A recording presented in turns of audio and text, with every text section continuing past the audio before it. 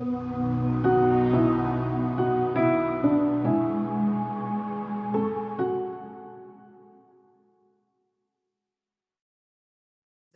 с вами системный семейный психолог Татьяна Берновский.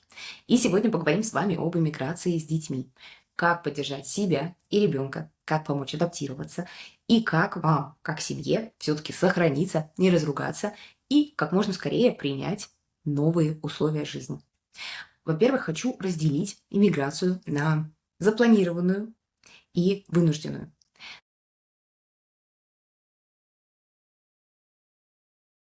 Запланированное, когда вы выбираете страну, раздумываете, можете и имеете возможность подготовиться к переезду, подготовить ребенка, возможно, начать учить язык, выбирать школу, выбирать будущий дом. Финансово также подготовиться, возможно, продать какую-то недвижимость, раздать вещи.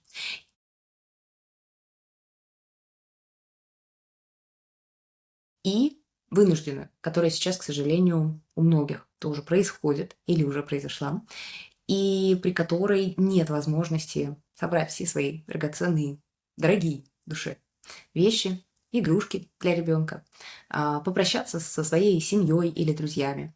И, конечно же, здесь подход немножко другой, как эмоционально пережить это, выдержать, как дать опору ребенку при таком переезде, как принять новые условия и перестать, возможно, злиться на то, что сейчас вы оказались в такой ситуации. Как все-таки принять новую жизнь, выдохнуть и помочь себе и своим детям, чтобы справиться с новой ситуацией и с новым этапом своей жизни.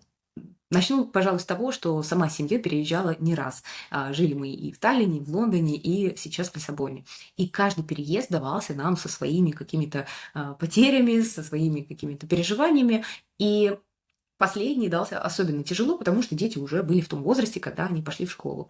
Это означает, что у них уже образовался круг общения, друзья, одноклассники, и было достаточно сложно, возможно, объяснить им, что это необходимый шаг для нашей семьи.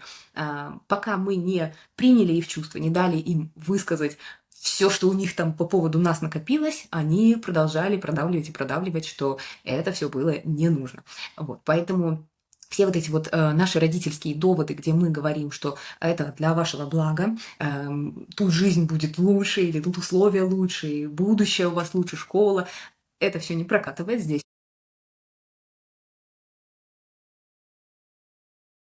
В первую очередь стоит услышать самого ребенка с его набором чувств, вот этой горечью, которую он хочет поделиться по правде, просто-напросто, да, принимаем эти чувства, если чувствуем необходимость, иногда даже стоит сказать извини, что вот наши условия сейчас так изменились, извини, что нам пришлось принять такое решение. То есть, возможно, даже какие-то слова, которые хочет услышать ребенок, для того, чтобы восстановить с ним эту доверительную, очень важную связь, особенно в такие нестабильные времена, как при переезде. Обычно ходит такая легенда, наверное, или миф, что дети переносят почему-то переезд легче, чем родители. Не могу сказать, что это правда, потому что детям тоже нужна эта стабильность, и дети скорее зависят от родителей.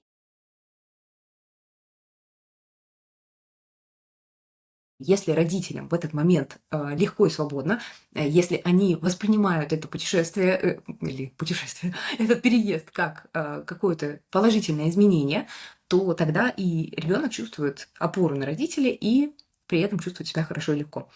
Если же, особенно если у вас этот переезд был вынужденным и у вас много чувств, у вас много переживаний, вы постоянно думаете о том, как было бы хорошо сейчас дома, как у вас забрали ваш прекрасный дом, дети могут чувствовать себя также очень потерянно, очень подвешенном состоянии. И вот это чувство опоры нужно как будто заново создавать.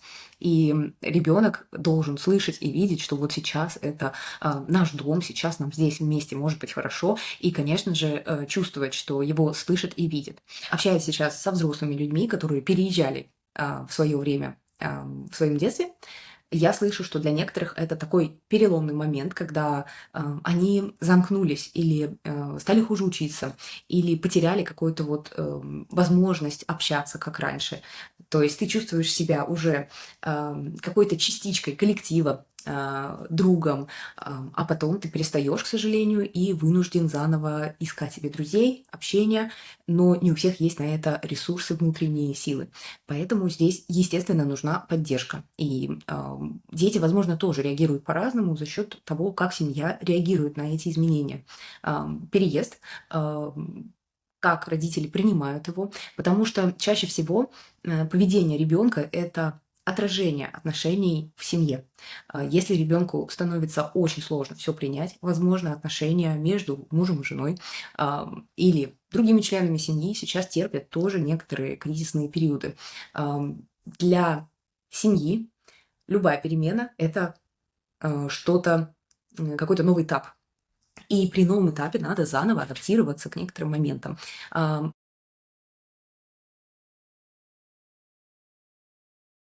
Очень простые вещи, как сходить в магазин, купить набор каких-то продуктов, становится намного сложнее, потому что наша система, опять же, нервная по-другому реагирует. Нам нужно заново прочитать, возможно, составы продуктов, да еще и на другом языке. Мы видим вокруг другие лица, мы их не так хорошо считываем, то есть наша система реагирует совсем по-другому. У нас берет больше стресса, например, доехать по дороге, потому что движение другое. Возможно, у нас теперь нет машины. То есть вот тот комфорт, та комфортная среда, которая была у нас, и она была просто на автомате, теперь становится заново, нам нужно ее проживать. То есть теперь это становится стрессовой. Мы должны абсолютно все простые вещи, которые раньше происходили как будто сами собой, заново познавать. Магазины, где продукты какие, где какая одежда, где какие встречи. У нас нет возможности видеться с нашими любимыми бабушками, возможно, дедушками, друзьями. Нет возможности иногда отвести детей и самим родителям передохнуть. И это тоже сказывается на взаимоотношениях в паре. А когда взаимоотношения в паре терпят некоторые кризисные моменты, ребенок сразу же, как такой идентифицированный пациент, мы называем семейной психологии системной, начинает, возможно, болеть, возможно, хуже учиться, каким-то образом привлекать родителей для того, чтобы опять их сплочить. То есть, возможно, слышали такие истории, когда родители думали развестись, но вдруг ребенок начинает как-то болеть часто, и надо его постоянно поддерживать, надо постоянно заботиться о нем. И тогда родители начинают сплоченно объединять свои усилия для того, чтобы ребенок хорошо себя чувствовал. Таким образом, ребенок уже психологически, как будто бы внутренне, бессознательно, естественно, продолжает вот эту свою болезнь, и родители продолжают быть вместе. И, к сожалению, такое случается часто, когда родители не замечают, что действительно в первую очередь нужно не всегда ребенком заниматься, даже тому же психологу, а в первую очередь своими взаимоотношениями. Вот. Поэтому здесь очень важно наблюдать за своим ребенком, как он переживает этот переезд, как он адаптируется, и быть эмоционально доступными родителями для ребенка. Я бы еще сказала, что есть определенные этапы адаптации семьи в эмиграции. Это может касаться, наверное, и тех, кто планировал переезд, может быть, немного даже, если так получилось, да, тех, кто не очень планировал. То есть первый такой, когда вы приезжаете на новое место, может появиться период такого медового месяца или немножечко эйфории, что как классно, что мы на каком-то, новое место, красиво, может, там океан, да, может, теплая погода, может быть, наоборот, какие-то другие пейзажи, да, все меняется. И может появиться такое первое ложное чувство, что мы как будто в отпуске. Все красиво, интересно, может быть, это временно. Детям кажется, что все, в принципе, круто, пока они не сталкиваются с реальностью, да, потом начинается школа, начинается рутина, и приходит вот этот кризис или шок осознания, что вообще-то мы не возвращаемся домой. Это не отпуск. И вообще-то мы не можем поехать к своим друзьям, не можем увидеться с бабушками, дедушками. Вот эти вот сложности в школе, сложности с новым языком, с новыми продуктами, чувство чужеродности, как будто я сюда не принадлежу. Вот чувство принадлежности теряется, конечно же. И вот в этом можно прийти, к сожалению, к депрессивному этапу. Он все равно придет так или иначе, как детям, так и взрослым. Но нам, родителям, хорошо осознавать, в какой момент ребенку особенно нужна поддержка, да, чтобы мы не застревали в депрессивном этапе надолго. Потому что, почему он приходит?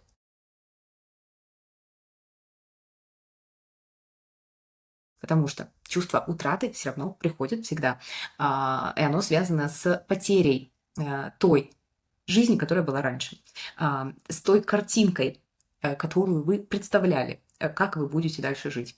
Ребенок рос в каких-то определенных условиях, у него были определенные там друзья, маршрут, продукты, и картинка эта полностью изменилась. И некоторые вещи сейчас прямо, да, как бы мы не пытались там заменить пельмешки, да, на покупные из славянского магазина, например, да, но все равно мы не можем сделать абсолютно все те же условия, которые были раньше. И ощущение потери и утраты вот этой привычной жизни, оно приходит. У родителей, возможно, чувство вины или раздражительность. У детей это может быть замкнутость, протест, что мы так не хотим. И в этом, конечно же, они тоже хотят быть услышанными. И если они не услышаны, этот этап может затянуться. У родителей появляется какой-то выработка, да, новой точки опоры, нужны какие-то новые ритуалы, возможно, знакомства, чувство стабильности. Это все создается, и пока это не создано, мы в таком подвешенном ощущении, да. Дальше желательно, конечно же, прийти к принятию. То есть мы пережили все, что с нами было, мы испытали эту утрату привычной жизни, привычной стабильности, но здесь, в новом месте, мы привыкаем к новым условиям, и мы приобретаем эту стабильность здесь, на новом месте.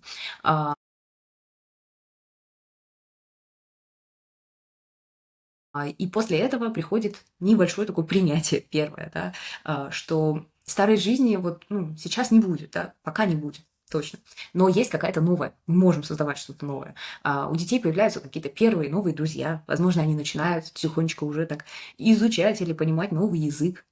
Появляется чувство принадлежности, хотя бы в каких-то маленьких группах, может быть, не сразу в школе, возможно, каких-то кружках, да, кто-то отдает детей в там, субботние школы, где они даже на родном языке могут учиться. И, возможно, там они приобретают чувство принадлежности. И родители также обзаводятся какими-то вещами, которые возвращают им этот комфорт.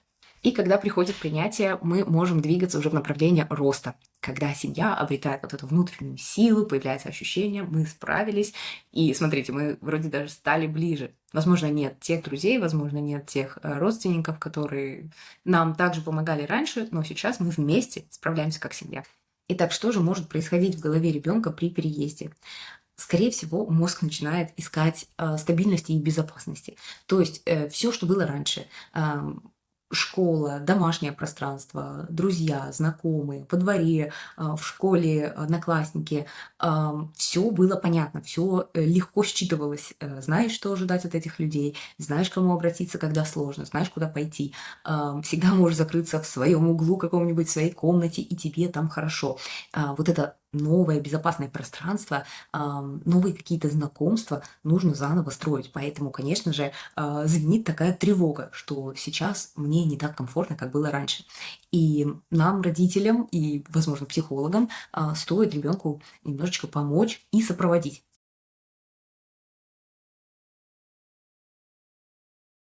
Естественно, все зависит от возраста ребенка, но могло бы быть первым этапом — это помочь ребенку создать безопасное пространство хотя бы сначала в своей комнате или у себя дома. Какой-то интересный игровой уголок, где он может поиграть, если это поменьше, да, или свою комнату как-то обустроить в зависимости от возможностей, но все равно, выбор ребенку дать, чтобы, он мог, выбрать что-то для себя, какие-то элементы. Возможно, что-то можно было забрать, при переезде, и вот эти элементы, они займут сейчас такое важное ключевое место, где ребенок будет вспоминать, да, то есть объект вот этой безопасности и какой-то стабильности еще из прошлого, да, из прошлой страны.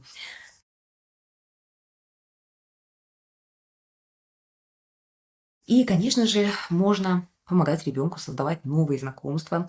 То есть, если это школа, и мы видим, что ну, немножечко пока сложно, мы все равно можем приглашать на какие-то совместные прогулки родителей и их детей, одноклассников.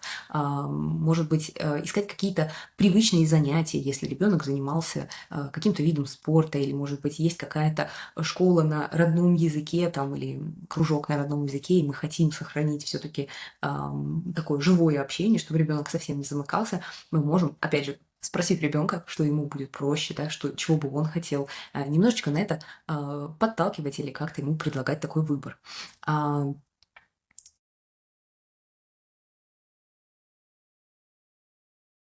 Является ли школа безопасным местом? Не всегда, к сожалению, школа для начала, если это новый язык для ребенка всегда будет каким-то сложным таким процессом, потому что нужно выучить новый язык, нужно привыкнуть к новой культуре, непонимание новых правил, непонимание, кого спросить, кто может помочь. И даже если учителя пытаются помочь и пытаются сопроводить новых учеников, особенно тех, кто не говорит на языке основном, на котором идет обучение, все равно пытаются все помочь, при этом человек не чувствует себя в своей тарелке, не чувствует принадлежности. И здесь, естественно, родительский ресурс будет важнее самого языка. То есть, если ребенок всегда может после этой школы прийти и поплакаться, и пожаловаться, и получить какую-то эмоциональную поддержку, просто что всегда можно принести и вот это вот все куда-то вывалить, и тебе так скажут, какой ты молодец, ты уже справляешься, да уже неплохо, то это будет служить очень таким большим плюсом, такой опорой для ребенка.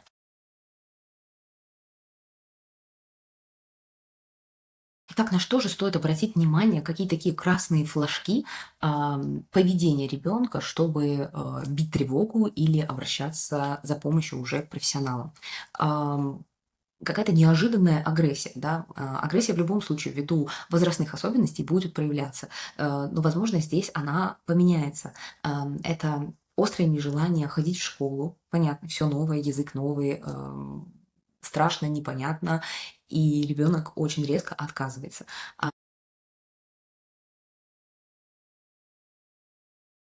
Возможно, агрессия на вас, ваши попытки помочь уже не помогают. Либо эти попытки, к сожалению, не подходят ребенку по подходу, да, либо он просто сейчас находится в злости, в гневе, и его чувства тоже надо увидеть и принять.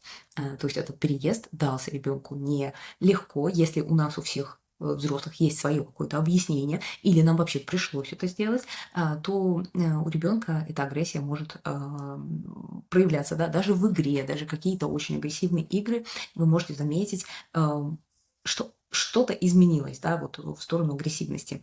К примеру, я однажды заметила, как ребенок играет в куколки, да, они там дерутся, они очень громко друг на друга кричат. Когда я спросила, что вообще там происходит, он говорит, о, это школа.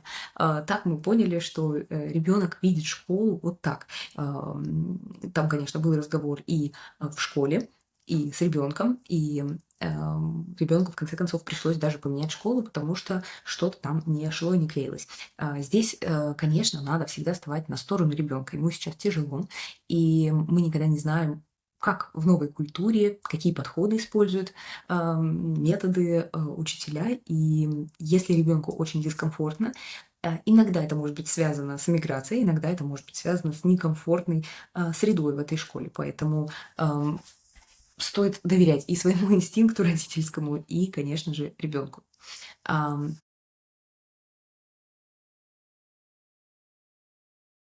Далее его какое-то апатичное такое состояние, нежелание, вот ничего делать не хочется даже играть, не интересуют его любимые вещи, которые раньше интересовали.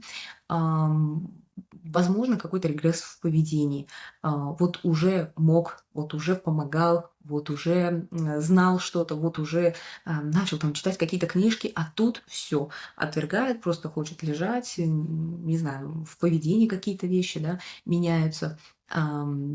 Возможно, появляется МРС, мокрые ночи, да. Здесь стоит, конечно же, тогда обратиться к психологу или профессионалу, который может помочь. Позволяйте ребенку размышлять и вспоминать, каково бы было там дома, как бы он сейчас пошел в какое-то свое любимое место, кафешку, съел бы свое мороженое или гулял бы со своей любимой собакой в каком-то парке.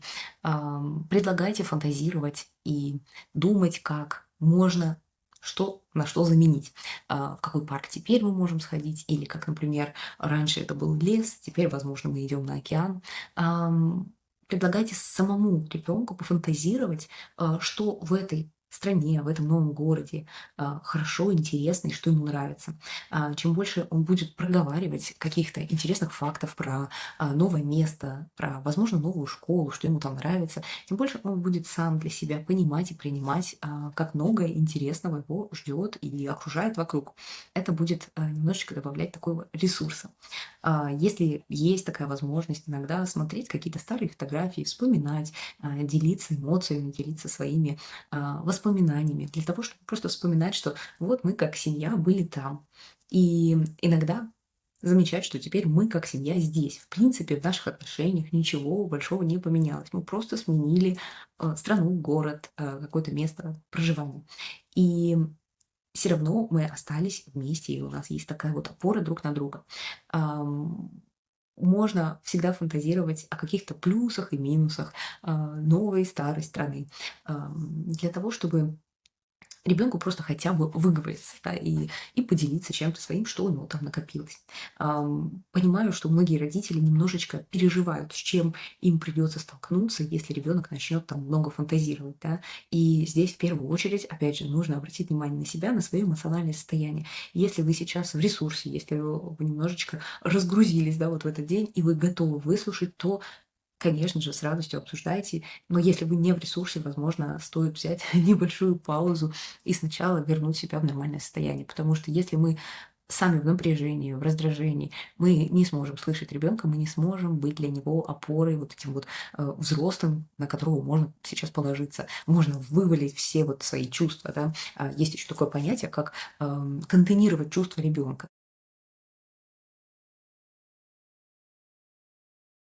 То есть вот, к примеру, моя дочь, когда приходила со школы, каждый вечер я ее встречала, и первым делом вот это вот все просто как я все время сравнивала с каким-то ведром мусора на меня выливалось. И я, как мама-психолог, понимала, что сейчас я просто ее слушаю, говорю, да, да, едем за рулем, я ее слушаю, слушаю, да.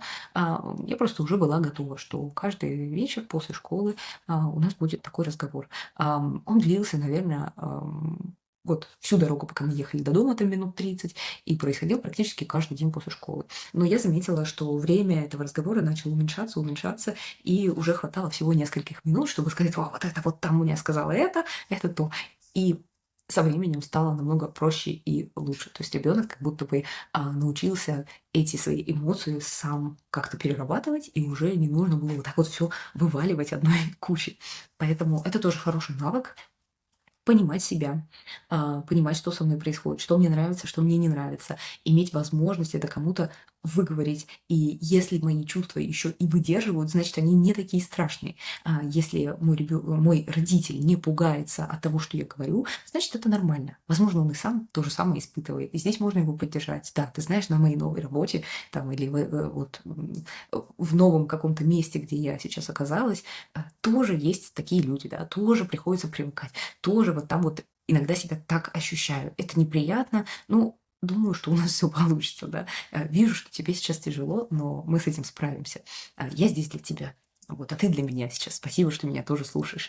И вот такой вот эмоциональный разговор может происходить с ребенком, опять же, после школы или после садика, или когда-то там в конце дня, когда у вас есть спокойное, безопасное пространство для того, чтобы поделиться и, ну, просто вот все вот это напряжение себя каким-то образом через разговор снять. В заключение хочу сказать, что иммиграция действительно иногда дается сложно. Каким-то людям, возможно, проще, кто очень ждал ее и хотел, каким-то сложнее, кто меньше ее ожидал, хотел, привык, любил свое любимое место. И даже если вы очень сильно хотели переехать, не факт, что вот этот депрессивный какой-то период утраты нормальной, стабильной, понятной жизни не придет. Все равно придется принять новую картинку своей реальности и новые планы, и новые какие-то виды на свою жизнь.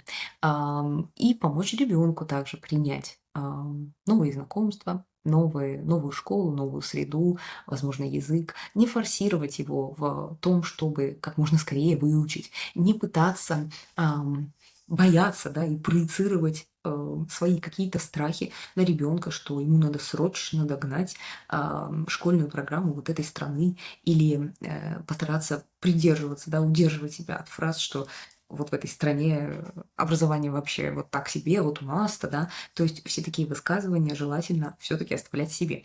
Но и при этом понимать, что пространство для того, чтобы познать новую страну, новый язык, новую культуру, обязательно нужно оставить. И если вдруг происходит на каком-то этапе сложности, то желательно обращаться за помощью для того, чтобы как можно мягче прошла ваша адаптация и адаптация вашего ребенка. В нашей жизни действительно иногда случаются моменты, которые мы не можем избежать. Это могут быть и переезды, и изменения разные, и неожиданности. А,